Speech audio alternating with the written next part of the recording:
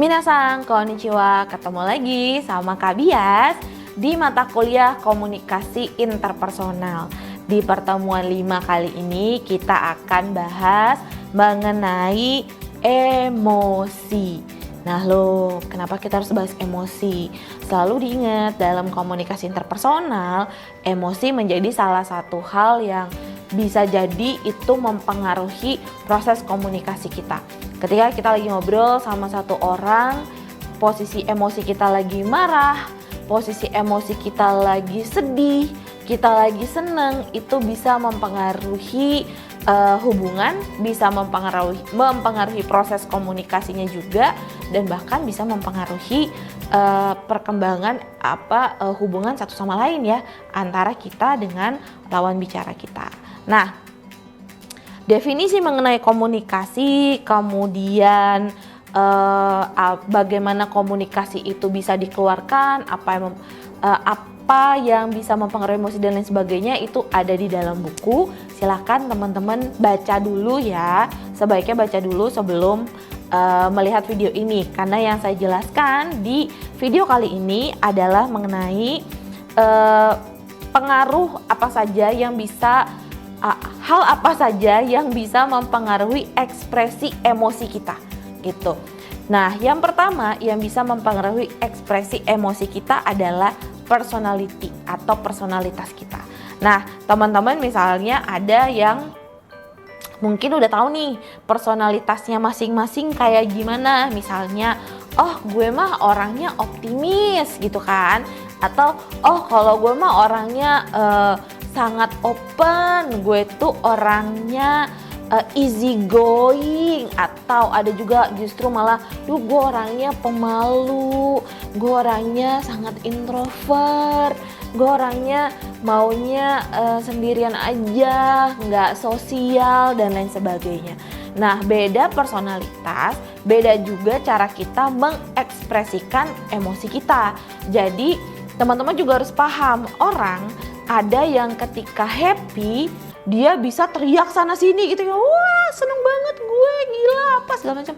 Ada yang seperti itu. Tapi ada orang yang misalnya ketika dia menerima kabar gembira, dia bisa cuma yang oh gitu ya, alhamdulillah, udah gitu aja gitu. Terus dia bilang, lah dia gitu doang kagak seneng amat kayaknya gitu.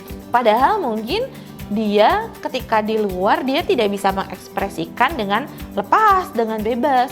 Tapi nanti ketika dia di rumah, di kamar, bisa jadi dia yang wah akhirnya gue seneng, gue dapet, dia bisa joget-joget dalam kamar dan lain sebagainya. Jadi kita harus perhatikan juga bahwa personality seseorang sangat bisa mempengaruhi bagaimana kita mengekspresikan emosi kita. Kemudian yang berikutnya yang bisa mempengaruhi cara kita mengekspresikan emosi kita adalah culture atau budaya. Sekali lagi diulangi bahwa beda budaya, beda karakter, beda juga ternyata caranya mengekspresikan emosi. Misalnya orang-orang yang negaranya itu atau budayanya itu sangat terbuka, biasanya mereka sangat open dengan emosi mereka. Kalau ngelihat orang seneng, mereka wow that's great gitu kan, wow keren, menyenangkan dan lain sebagainya gitu kan ya. Mereka bisa sangat cheerful, mereka bisa sangat open gitu. Tapi ada juga memang budaya-budaya, misalnya contoh kayak orang Jepang, mereka itu nanti detailnya teman-teman akan belajar di komunikasi antar budaya ya. Orang Jepang itu misalnya mereka memang sudah diajarkan atau dididik dari kecil untuk tidak terlalu menunjukkan emosi mereka. Jadi ya udah gitu. Dulu saya ketika bekerja dengan orang Jepang itu kadang saya suka bingung, bos saya ini lagi seneng, lagi marah, lagi nyindir, lagi bete atau apa gitu. Kadang bingung. Jadi kalau misalnya ngobrol sama orang Jepang, misalnya iya sensei kita belum bisa deal sama perusahaan A misalnya karena dari pihak sananya sulit sekali untuk ditemui gitu. Terus dia coba bilang, naruhodo, Terus kita yang oke, dia marah, dia kesel, dia bete atau apa nih gitu. Gak ngerti, dari mukanya, dari ekspresinya juga gak kebayang gitu. Bedain sama misalnya orang Indonesia, kita ngobrol sama bos kita misalnya, iya nih bos belum bisa nih deal sama mereka soal, oh gitu ya, kenapa sih, misalnya dari ekspresinya aja kita udah tahu, aduh bos gue misalnya bete nih, atau aduh bos gue misalnya dia bertanya-tanya dan lain sebagainya. Tapi kalau sama orang Jepang itu agak susah untuk membaca emosi mereka karena kayak mukanya banyak kali itu datar. Walaupun ada juga orang Jepang yang ekspresif, ada, tapi mostly mereka kurang bisa mengeluarkan emosi atau mengekspresikan emosi mereka. Oke, yang berikutnya yang bisa mempengaruhi kita dalam mempengaruhi kita dalam mengeluarkan emosi atau mengekspresikan emosi adalah gender. Contoh, perempuan mau nangis dimanapun bebas. Walaupun mungkin ada yang malu ya, misalnya nangis di luar atau apa segala macam. Tapi cewek, dia seneng dia nangis, dia misalnya sedih dia nangis, dia dapat penghargaan di depan semua dia nangis gitu. Saya terharu gitu. Orang bisa memahami. Tapi kalau cowok yang melakukan itu bisa jadi dianggap aneh. Dan bahkan mungkin cowok juga nggak akan ngungkapin harunya misalnya karena dia mendapatkan penghargaan misalnya, atau dia lagi seneng, yang keluar mungkin cuma weh gue seneng atau misalnya ye gue menang gitu, tapi mereka nggak akan terharu nahan nangis sampai kipas-kipas tangan kayak gini, kayaknya enggak deh. Jadi agak beda memang antara gender satu dengan gender yang lain ketika mereka mengekspresikan emosi mereka. Oke. Kemudian ada juga yang namanya social convention atau kesepakatan sosial bersama. Mungkin misalnya nih ya, secara mainstream orang-orang Amerika itu kalau mereka nggak masalah gitu mengeluarkan emosi mereka, wah keren apa segala macam. Tapi kalau di Indonesia social conventionnya gimana? Di Jepang social conventionnya gimana? Beda budaya, beda juga perjanjian sosialnya itu kan seperti apa gitu. Contoh misalnya kalau di Jepang itu misalnya kalau orang-orangnya dalam satu kelompok mereka berhasil gitu ya, mereka bisa mendapatkan satu penghargaan atau misal mereka berhasil mencapai sesuatu, ya udah mereka di forum formalnya mereka cuma jabat tangan, oh selamat ya gitu ya, selamat. Terus mereka cuma ngucapin terima kasih kerja kerasnya gitu, otsukari sama des kayak gitu. Social convention-nya begitu. Tapi di luar forum formal ketika mereka udah pulang, biasanya mereka janjian terus ketemu di bar, minum-minum, wah itu baru tuh keluar emosinya gila-gilaan. Keluar bisa wah teriak sana sini. Jadi agak beda. Kalau di budaya barat misalnya ketika menang, ketika dapat sesuatu mereka bisa ngeluarin emosinya dengan lepas saat itu juga, nggak ada masalah. Tapi kalau untuk budaya Jepang, mereka pada saat formalnya mereka biasa aja datar gitu ya, cuma ngucapin oh ya terima kasih. Tapi di luaran nanti ketika situasinya sudah tidak formal, mereka bisa baru ngeluarin ekspresi mereka, emosi mereka. Kalau orang Indonesia gimana menurut teman-teman? Nah, jawab ya kira di dalam forum kolaborasi hari ini, menurut teman-teman kalau orang Indonesia secara social convention akan seperti apa ketika mengungkapkan emosi mereka. Nah, yang berikutnya, sebentar.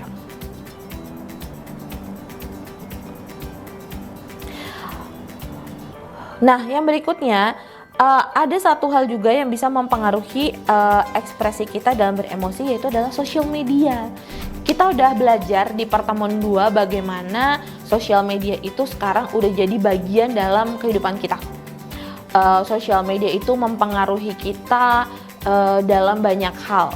Sosial media itu adalah hal yang pertama kali kita cek ketika bangun tidur dan hal terakhir yang kita lihat sebelum kita tidur. Jadi udah jadi bagian hidup kita nih sehari-hari. Nah, ternyata sosial media itu juga bisa mempengaruhi cara kita mengekspresikan emosi kita. Banyak orang yang justru sekarang saat ini lebih banyak mengeluarkan emosinya di sosmed dibandingkan secara langsung. Kenapa? Karena banyak orang yang ngerasa lebih bebas ngeluarin emosinya lewat sosmed. Mau marah-marah lewat sosmed bisa-bisa aja. Mau ngatain orang, mau nyindir orang di sosmed bebas-bebas aja.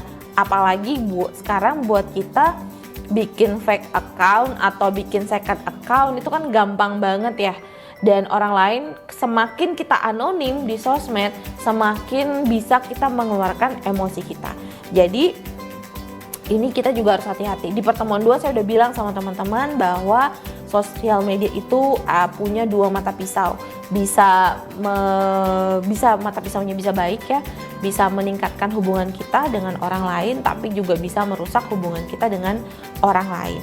Nah, begitu pula saat kita menyampaikan emosi kita di sosial media, we have to be careful. Kadang-kadang ada orang yang di sosmed itu bisa marah-marahnya tuh luar biasa banget, sampai orang lain juga mungkin merasa sakit hati karena kok bisa-bisanya ya dia kan temen gue tapi kok nyindirnya di sosmed, kenapa sih nggak ngomong langsung. Nah, siapa yang pernah kayak gitu sama temennya? Hati-hati ya.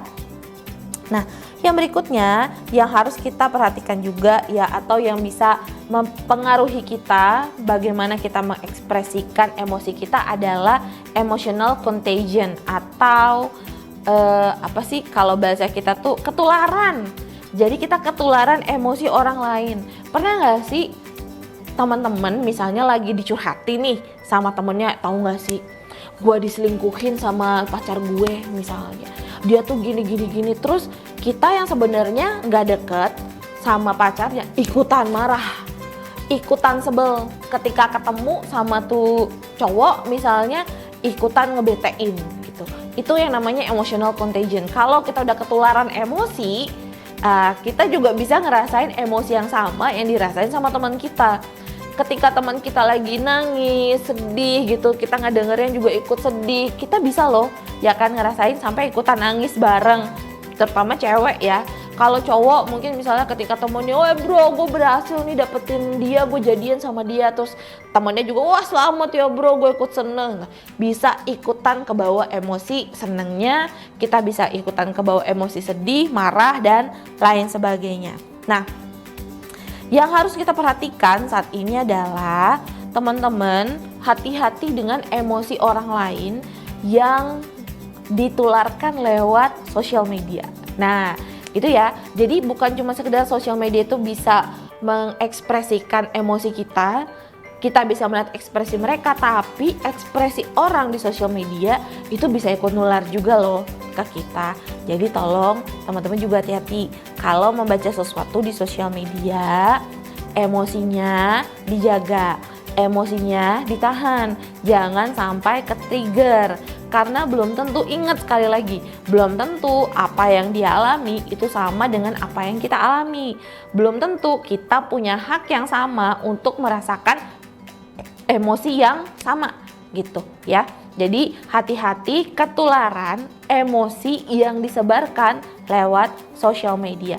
Baik itu ditularkan oleh teman kita sendiri atau ditularkan sama sharing di sosial media mengenai orang lain. Jadi agak hati-hati ya. Kayak misalnya gini, teman-teman pernah nggak sih misalnya ada ngeliat satu kasus di sosmed atau ada teman kalian nge-share di sosmed, ih gila ya ini video, misalnya dia share video atau dia share status, nih orang kok bisa-bisanya ngatain orang pakai kata autis atau pakai kata stunting dengan gampangnya misalnya. Terus kita jadi ikutan langsung bete sama orang tersebut, padahal kenal juga enggak sama orangnya gitu kan. Haruskah kita terbawa, haruskah emosi kita terkuras untuk hal-hal yang sebenarnya tidak terlalu berelasi dengan kita gitu. Jadi tolong hati-hati ketika kita mengekspresikan emosi kita. Nah, itu aja materi yang saya sampaikan di video kali ini. Semoga teman-teman bisa paham apa yang sudah disampaikan. Kalau masih belum paham, diulang lagi videonya, ditonton lagi, boleh juga dibaca bukunya atau misalnya nanti tanya langsung di kelas. Terima kasih untuk teman-teman yang udah mendengarkan, udah nonton video ini. Kita ketemu di video berikutnya. Dadah!